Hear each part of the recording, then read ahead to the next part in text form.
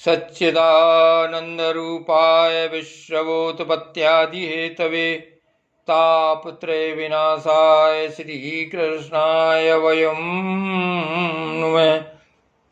श्रीमद्भागवत महापुराण दसम स्कंध 12वां अध्याय अघासुर का उद्धार।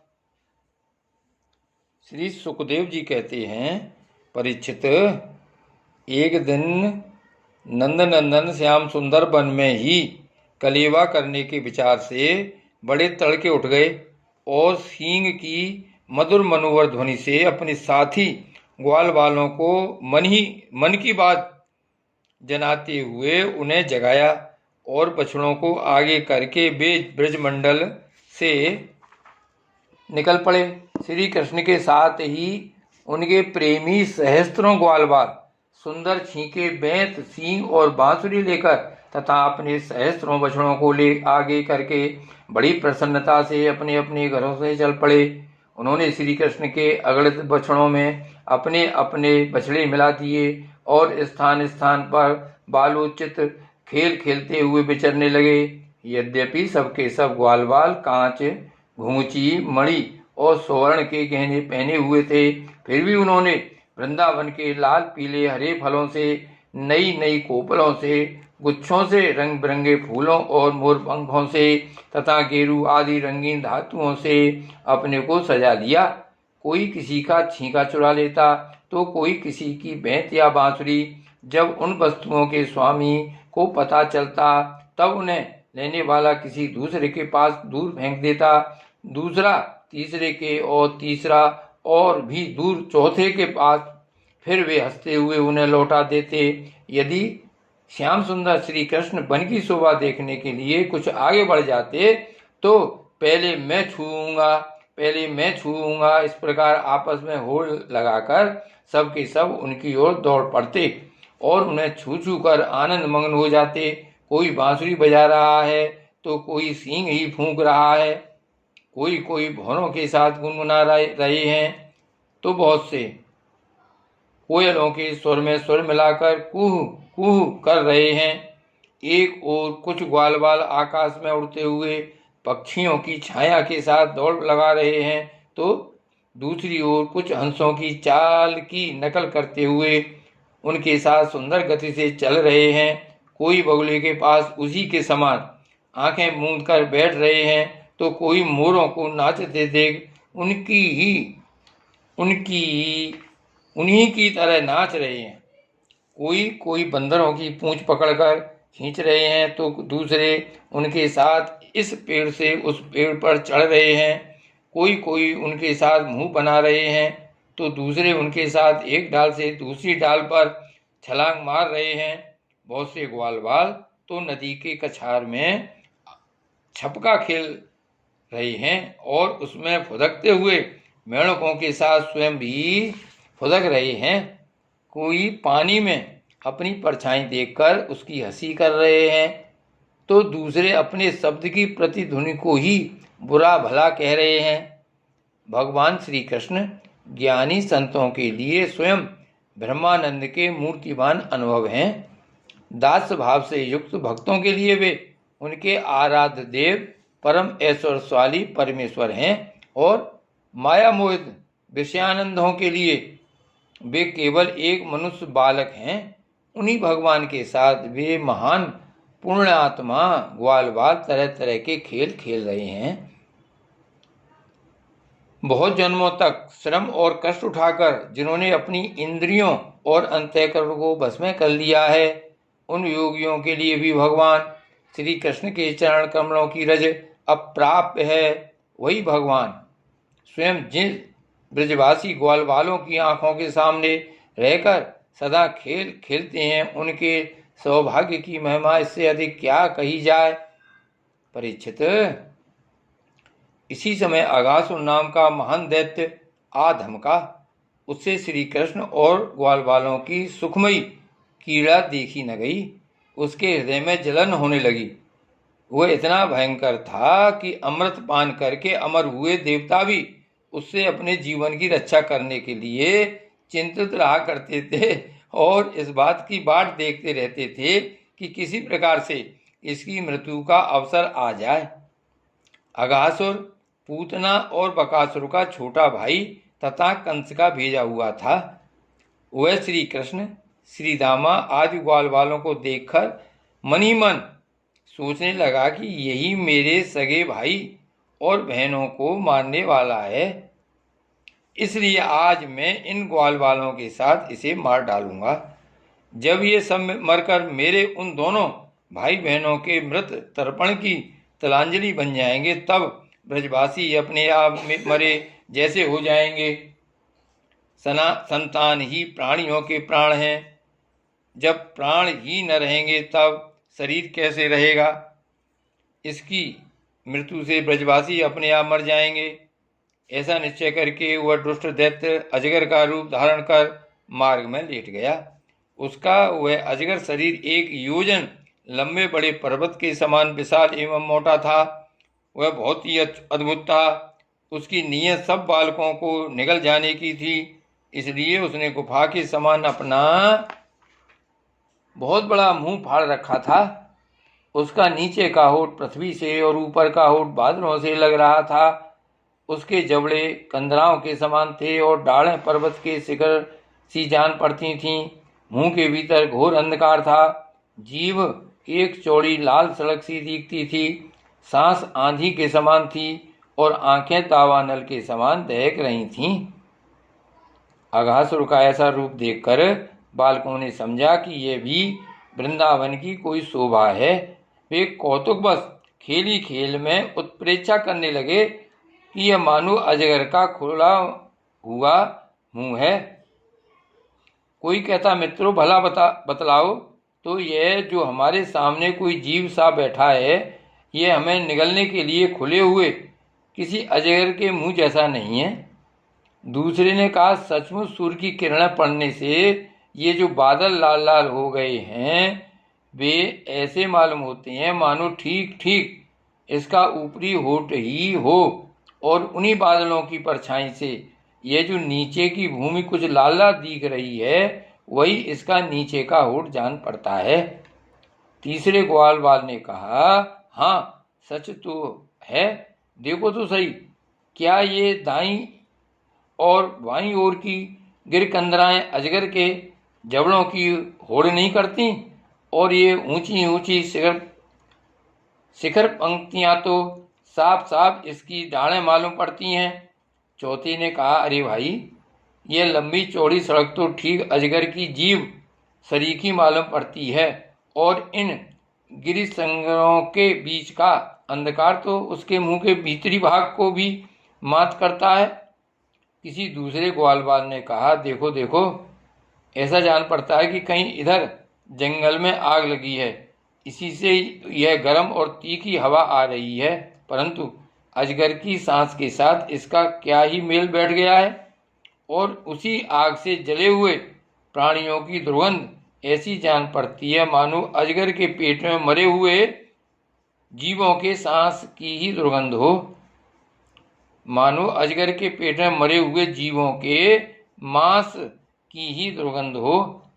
तब उन्हीं में से एक ने कहा, यदि हम लोग इसके मुंह में घुस जाएं तो क्या ये हमें निकल जाएगा?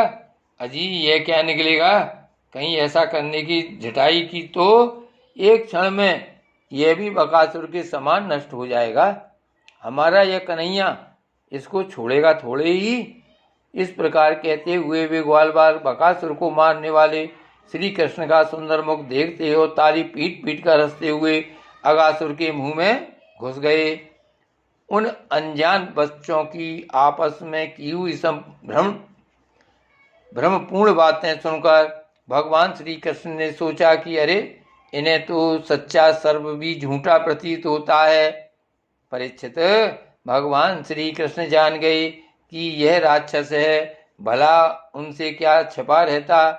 वे तो समस्त प्राणियों के हृदय में ही निवास करते हैं। अब उन्होंने यह निश्चय किया कि अपने सखा ग्वाल वालों को उसके मुंह में जाने से बचा लें। भगवान इस प्रकार सोच ही रहे थे कि सब के सब ग्वाल वाल बछड़ों के साथ उस असुर के पेट में चले गए, परंतु अगासुर ने अभी उन्हें निगला नहीं।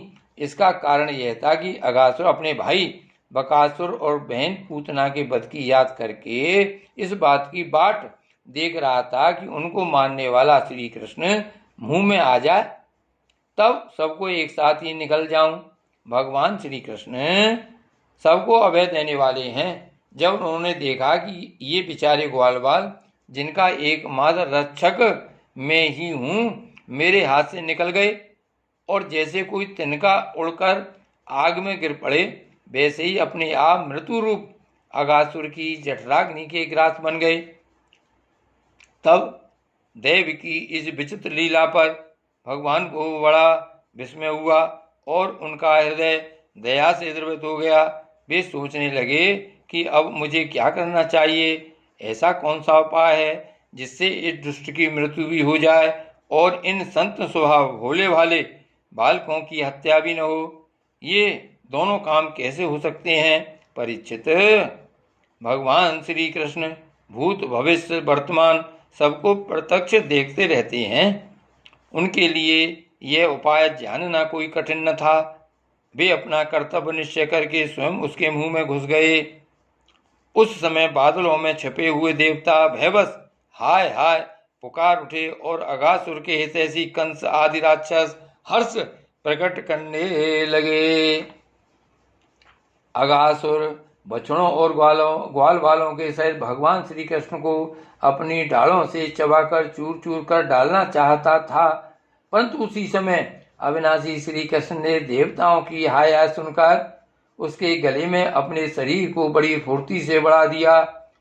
इसके बाद भगवान ने अपने शरीर को इतना बड़ा कर लिया कि उसका गला ही रुक गया, आंखें उलट गईं। वह व्याकुल होकर बहुत ही झटपटाने लगा, सांस रुककर सारे शरीर में भर गई और अंत में उसके प्राण ब्रह्मरंध्र फोड़कर निकल गए। उसी मार्ग से प्राणों के साथ उसकी सारी इंद्रियां भी शरीर से बाहर हो गईं। उसी समय भगवान मुकुंद ने अपनी अमृतमयी दृष्टि से मरे हुए बछड़ों और ग्वाल बालों को जला दिया और उन सबको साथ लेकर वे अगासुर के मुंह से बाहर निकल आए। उस अजगर के स्थूल शरीर से एक अत्यंत अद्भुत और महान ज्योति निकली। उस समय उस ज्योति के प्रकाश से दसों दिशाएं प्रज्वलित हो उठीं। वह थोड़ी देर तक तो आकाश में स्थित होकर भगवान के निकलने की प्रतीक्षा करती रही। जब वे बाहर निकल आए तब वह सब देवताओं के देखते देखते उन्हीं में समा गई। उस समय देवताओं ने फूल बरसाकर, अप्सरा ने नाच कर, गंधर्वों ने गाकर, विद्याधरों ने बाजे बजाकर, ब्राह्मणों ने स्तुति पाठ कर और पार्षदों ने जय जयकार के नारे लगाकर बड़े आनंद से भगवान श्री कृष्ण का अभिनंदन किया, क्योंकि भगवान श्री कृष्ण ने अगासुर को मारकर उन सब का बहुत बड़ा काम किया था। उन अद्भुत स्तुतियों, सुंदर बाजों, मंगलमय गीतों, जय जयकार और आनंदोत्सवों की मंगल ध्वनि ब्रह्मलोक के पास पहुंच गई। जब ब्रह्मा जी ने वह ध्वनि सुनी तब वे बहुत ही शीघ्र अपने वाहन पर चढ़कर वहां आए और भगवान श्री कृष्ण की यह महिमा देखकर आश्चर्यचकित हो गए। परीक्षित, जब वृंदावन में अजगर का वह चाम सूख गया तब वह ब्रजवासियों के लिए बहुत दिनों तक खेलने की एक अद्भुत गुफा सी बना रहा। यह जो भगवान ने अपने ग्वाल बालों को मृत्यु के मुख से बचाया था और अगासुर को मोक्ष दान किया था, वह लीला भगवान ने अपनी कुमार अवस्था में अर्थात 5वें वर्ष में ही की थी। ग्वाल बालों ने उसे उसी समय देखा भी था, परंतु पौंगड़ अवस्था अर्थात 6ठे वर्ष में अत्यंत आश्चर्यचकित होकर ब्रज में उसका वर्णन किया। अगासुर मूर्तिमान अग पाप ही था। भगवान के स्पर्श मात्र से उसके सारे पाप धुल गए और उसे उस सारूप मुक्ति की प्राप्ति हुई जो पापियों को कभी मिल नहीं सकती। परंतु यह कोई आश्चर्य की बात नहीं है, क्योंकि मनुष्य बालक की सी लीला रचने वाले ये वे ही परम पुरुष परमात्मा हैं जो व्यक्त अव्यक्त और कार्य कारण रूप समस्त जगत के एकमात्र विधाता हैं। भगवान श्री कृष्ण के किसी एक अंग की भाव निर्मित प्रतिमा यदि ध्यान के द्वारा एक बार भी हृदय में बैठा ली जाए तो वह सालोक्य, सामीप्य आदि गति का दान करती है, जो भगवान के बड़े बड़े भक्तों को मिलती है। भगवान आत्मानंद के नित्य साक्षात्कार स्वरूप हैं। माया उनके पास तक नहीं भटक पाती। वे ही स्वयं अगासुर के शरीर में प्रवेश कर गए। क्या अब भी उसकी सदगति के विषय में कोई संदेह है? सूत जी कहते हैं, सौनकादि ऋषियों, यदुवंश शिरोमणि भगवान श्री कृष्ण ने ही राजा परीक्षित को जीवन दान दिया था। उन्होंने जब अपने रक्षक एवं जीवन सर्वस्व का यह विचित्र चरित्र सुना, तब उन्होंने फिर सुखदेव जी महाराज से उन्हीं की पवित्र लीला के संबंध में प्रश्न किया। इसका कारण यह था कि भगवान की अमृतमयी लीला ने परीक्षित के चित्त को अपने बस में कर रखा था।